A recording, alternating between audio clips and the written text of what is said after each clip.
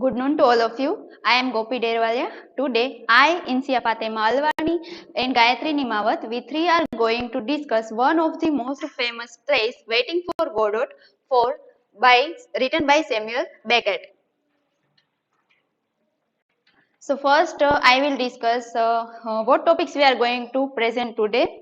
About the author Samuel Beckett, historical context and the theatre of absurd, existentialism in Waiting for Godot.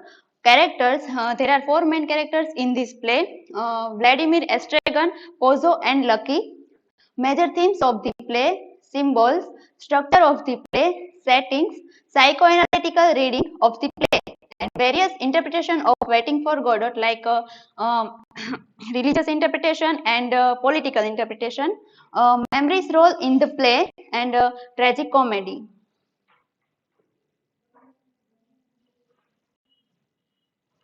About the author, Samuel Beckett was born on 1906 and died on 1989. He was an Irish playwright, novelist, poet, and winner of the 1969 Nobel Prize in Literature. He wrote mainly in English and French. Samuel Beckett, also a theatre director, and he is one of the most influential writers of the 20th century. He went to Paris for the first time in 1928. He would spend most of his adult life there to teach English. After the war, Beckett settled in Paris and began a prolific period as a writer. His most famous play, Waiting for Godot, first performed in Paris in 1953. After Waiting for Godot, Beckett went on to write Endgame, Krebs' Last Step, and Happy Days. While most of his work was written in French and later translated into English by Beckett. In the 1950s, Beckett also published three novels, including Molloy. He also began a relationship with Susan and whom he eventually married in 1961. Beckett died in 1989 and is buried in Paris. Beckett wanted to send the message through his plays that the absurdity the society was holding was simply a result of their self-conscious of state mind, and that each individual could only pass the time as painlessly as possible until they approach the end of their life. Key facts.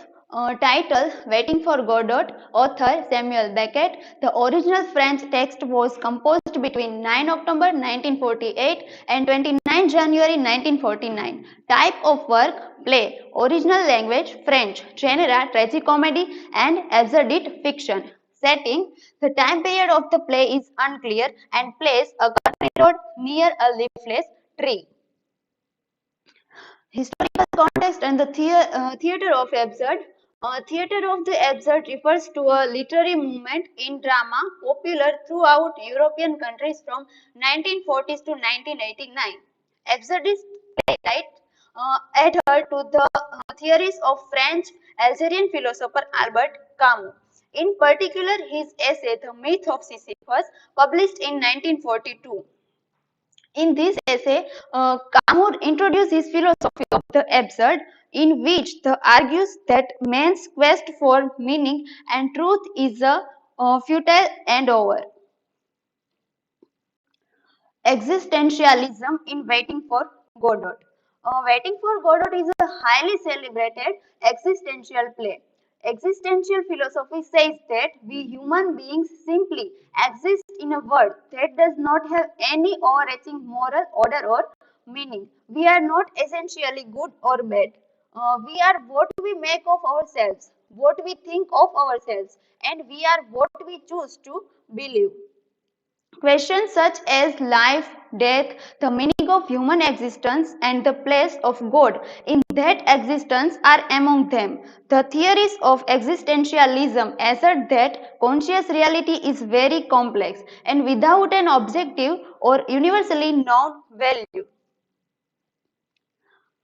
In Waiting for Godot, all the four characters, Vladimir, Estragon, Lucky and Pozo, discuss the problems of existence and also questions their own existence in an absurd way.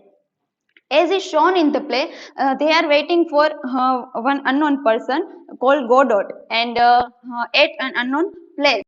All of them suffer from meaninglessness, isolation, and frustration. As it happens, no Godot comes, but ironically, a messenger boy comes and who informs that Godot will not come. And these characters become fed up of waiting repeatedly. The word waiting is universalized in the play, which is an essential feature of any existential play.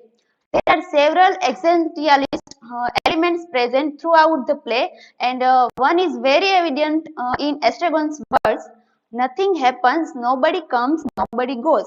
It's awful." Characters. There are characters of the waiting for Godot, Estragon, Vladimir, Pozo, and Lucky. So first, Vladimir. He is one of the most stupid character of the play. We can say that Vladimir is not perfect man, but his memory is far better than Estragon. He is a protagonist of the play Waiting for Godot.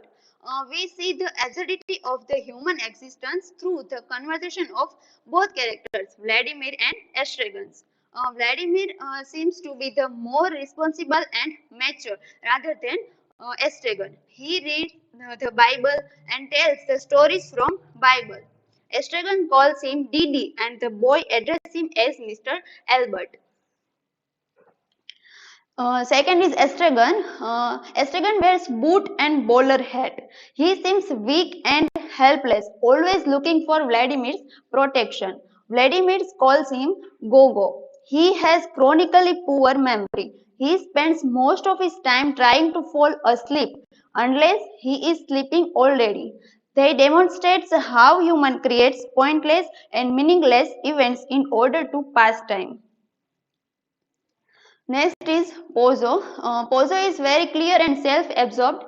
He sees himself a good-like figure. He refers himself as the human species, and Vladimir and Estragon are the same species as him, of the same species as myself, of the same species as Pozo, made in God's image. Pozo first meet with Estragon and Vladimir. He says that I don't prefer to talk with people who deserve from poor background.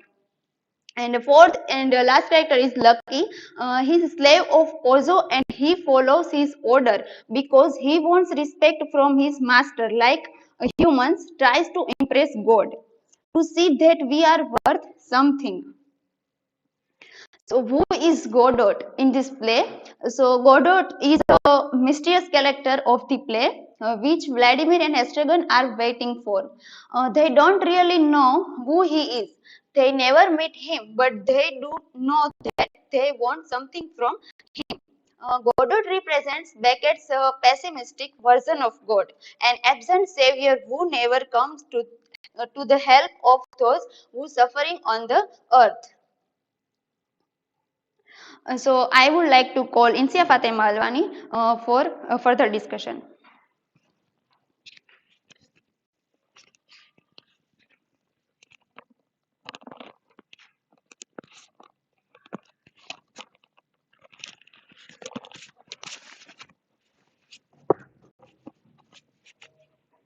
So in this part of presentation, I dealing with theme, symbol and structure of the play.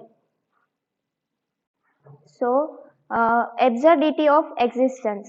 Waiting for Godot is a prime example of absurd play. According to absurd theater, human's existence is meaningless, it's purposeless. The term absurd was first used by Albert Camus in his famous work The Myth of Sisyphus. Now we are aware about Myth of Sisyphus and life of Albert Camus. This play reflects the absurdist position of post-Second World War. The term absurd theater is first coined by Martin Esslin, who was the strong exponent of the Albert Camus, who used to believe that best way to die is suicide. And in the play, we will see that Estragon is also believes that Suicide is the best way to die. Martin Esslin, in his book The Theatre of Absurd, claims that Waiting for Godot does not tell a story, it explores the static situation. This play explored the situation after post World War post Second World War, uncertainty of time. So time is the most important thing in the play, and the weight is the main subject of the play. And if we see this play as a Christian play, both characters, Estragon and Vladimir, are waiting for God, who promised salvation but never arrives. God will never come to people who suffers on the earth. All the characters are unsure of exactly when the play is taking place. In the beginning of Act 2, the growth of leaves on the tree, we see that in first act, tree was a leafless, and in second act, there are 4 or 5 leaves on the tree. It suggests a longer period of time has passed than one day. Characters are also seem to be trapped by time, endlessly repeating essentially the same day again and again. Uncertainty of time in the play contributes to the feeling of meaninglessness. So, purposelessness of life. None of the characters has a meaningful purpose, and all the conversation between Vladimir and Estragon is also purposeless. Both characters are waiting for Godot, but fact is that Godot never arrives, renders their waiting meaningless. Pozo and Lucky might seem to be traveling towards something, but their travel shown purposeless. The boy who delivered message from Godot also shown purposeless. So the all characters' activities are shown shows that life has no purpose. The theme of suffering. Play presents the physical, mental, and emotional suffering. Suffering is inseparable part of human life. Estragon beaten daily by some gang of ruffians. So Estragon has no home or any place to live. So that's why he always sleep in a ditch. And in a ditch, he was getting beaten up by some person, and he never remembered that who is that person and why they beat him. So they have nothing to eat either except carrots, turnips, and radishes. Pozo abuses Lucky and calls him pig. So here it presents the emotional suffering. People who belong from superior class or who has a power, they always abuses the people who belongs from lower class. Beckett's emphasis on the absurdity of human behavior shows both the tragic and comic sides of the existential crisis. So, symbolical significance in the play.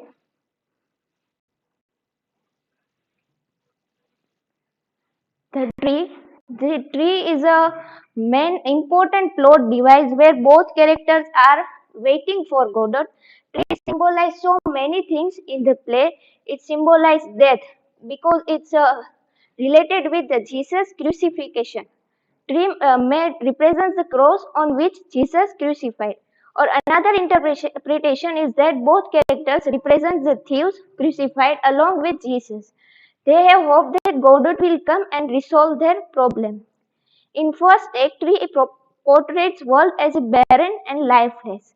It stands as a symbol of hope because in the end of play, it has a leaf. So at the end of play, Tree symbolizes the regeneration of life, and it's a religious point of view. It symbolizes the tree of knowledge.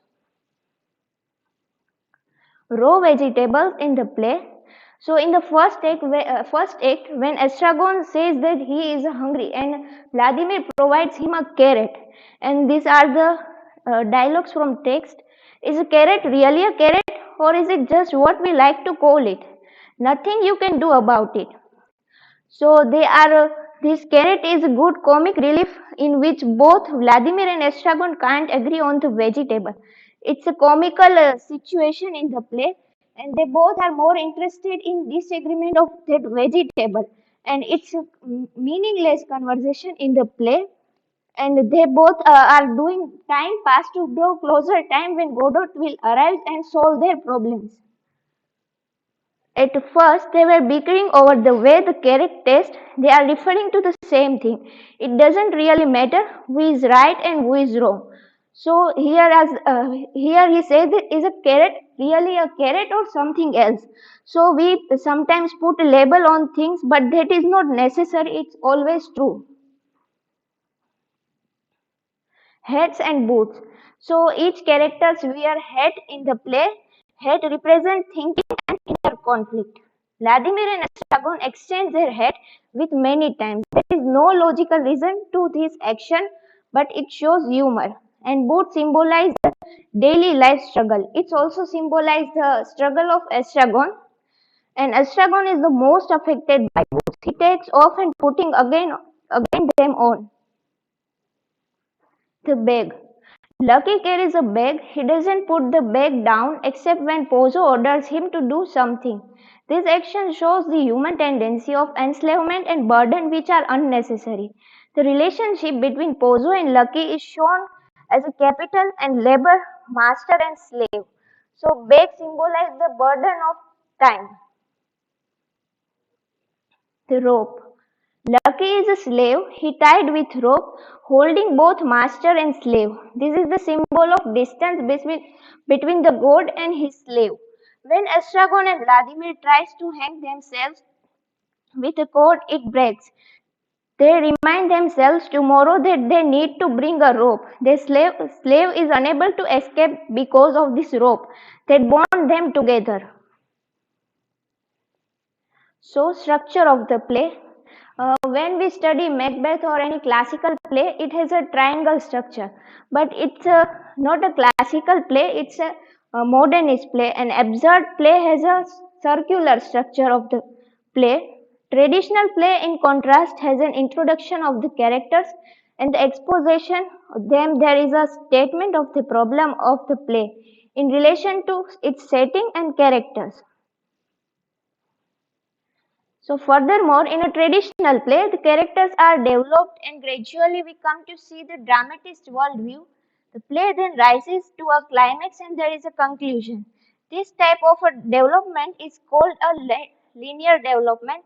In the plays of the theatre of absurd, the structure is often exactly the opposite. We have instead a circular structure and most aspects of this drama support this circular structure in one way or another. So, lack of plot. Plot is a structure of interrelated actions in the story, and there is in Waiting for Godot there is no beginning, middle, or end in the play, and all characters we see that in both acts they are doing meaningless activities. There are no purpose in their conversation or anything. And the dialogue of Estragon, nothing can to be done. It's represent the whole meaning of the play. Nothing is done in the play. Setting. The setting of the play reminds the life of human beings. After the World War, life of human beings are hopeless and it's a very sad life. The setting is the same and the time is the same in both acts. Each act begins early in the morning, just as the trams are awakening and both acts close with the moon having risen. The action takes place in exactly the same landscape, a lonely, isolated road with one single tree. In the second act, there are some leaves on the tree, but from the viewpoint of the audience, the setting is exactly the same. We are never told where this road is located. All we know is that the action of the play unfolds on this lonely road. So the setting of the play symbolizes the condition after World War. So thanks for hearing me, and now I would like to invite Gayatri Nimawat.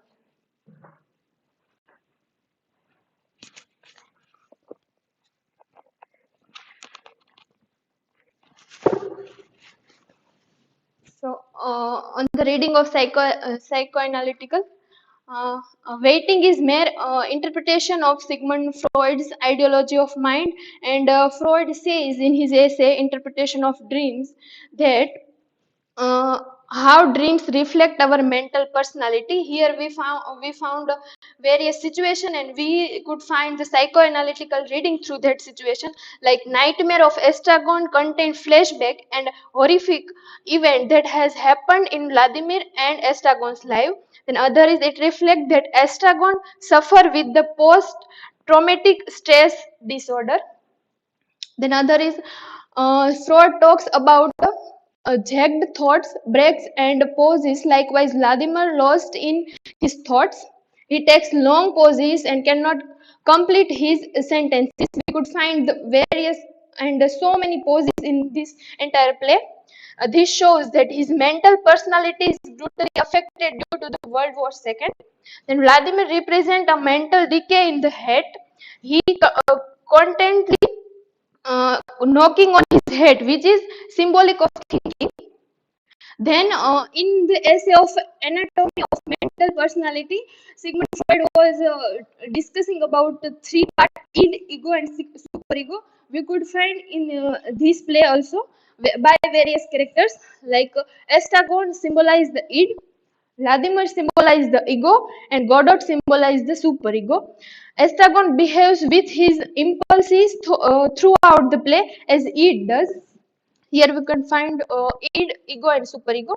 Then Vladimir is rational character in the play, and Godot is God, like figure having such kind of norms and rules.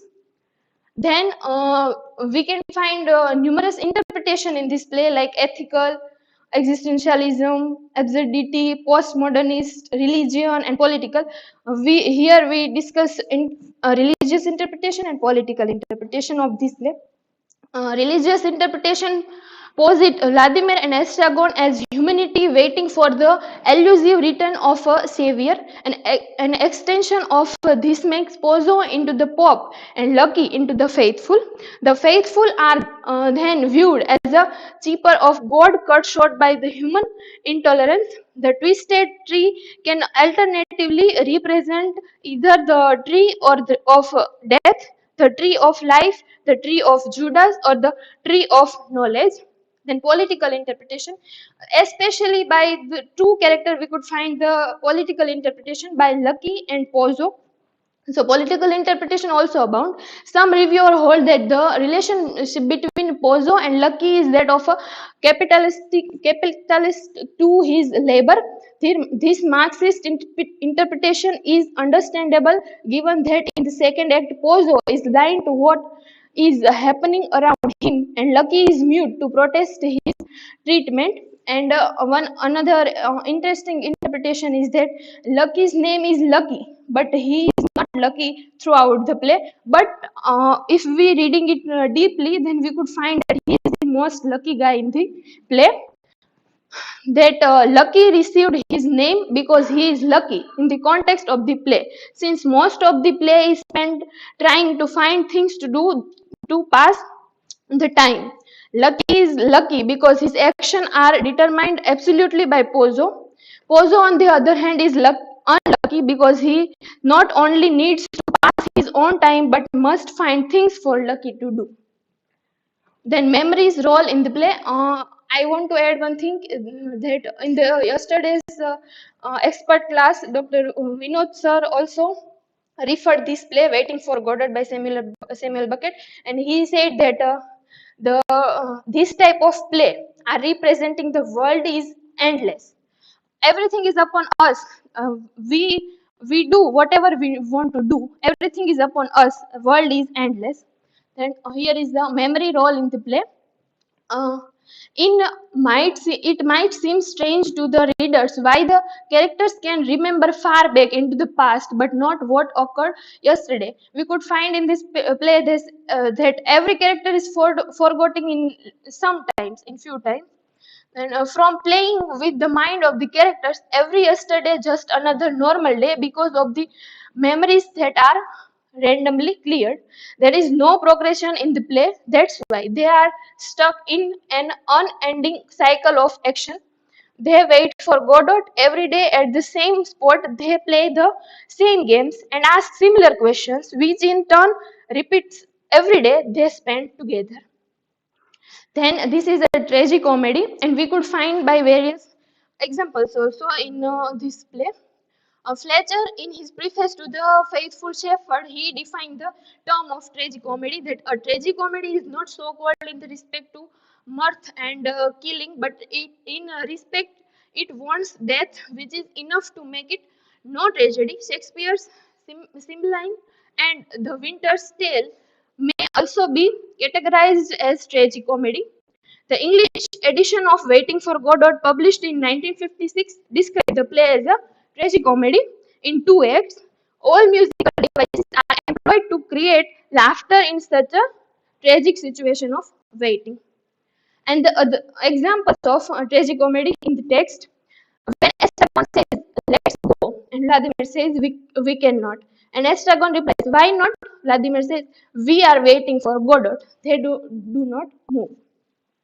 Then other is Waiting for Godot has several moments of anguish and despair. Someone beats Estragons daily, and Estragon says, "Beat me." Certainly, they beat me. That is a world of negation in which inactivity is the safest course, as Estragon says. Do not let us do anything. It's safer. Through this dialogue, we can find the tragic comedy. The situation of them are tragical as well as comedy. In the various situation we could find tragicomedy. The situation of Lucky is quite pathetic, especially in view of his glorious past, as Pozo describes it. His speech tells us that in his sonar moments, Lucky must have brooded deeply over the anguish of the human situation. Then other is every activity is a mockery of human existence. Then the changing of farce into absurdity bring a lot of tragic sentiment in the play. Then the climax of Bucket's tragicomedy is the role of Lucky. We could find the most tragic character is Lucky. The total effect of his commingling of tragic and comic suggests that Samuel Bucket is a realistic dramatist who looks at life from a positive or a pessimist and as an optimist. These are work citation. Thank you.